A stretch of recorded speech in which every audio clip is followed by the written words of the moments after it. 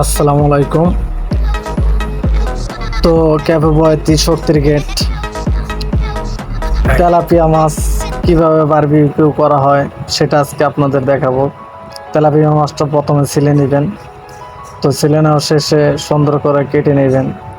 তো এই পিঠ ও পিঠ কাটবেন সুন্দর করে, জানি মশলা ঢুকে। তো কাটার শেষ হলেই লবণ দিবেন বেশি করে, তো লেবুও দিবেন।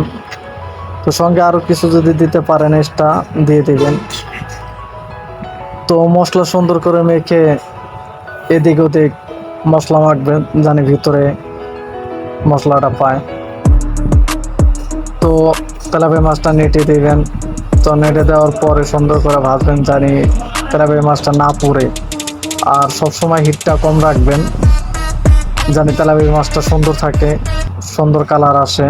তো এভাবেই তেল দিবেন, জানি মাছটা না পুড়ে। আর এটা হলো শাহী পরোটা।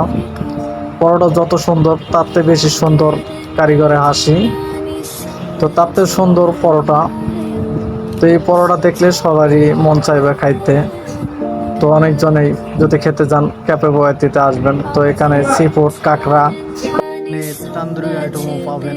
সুন্দর পরিবেশে গুছিয়ে খাওয়ানো হয়।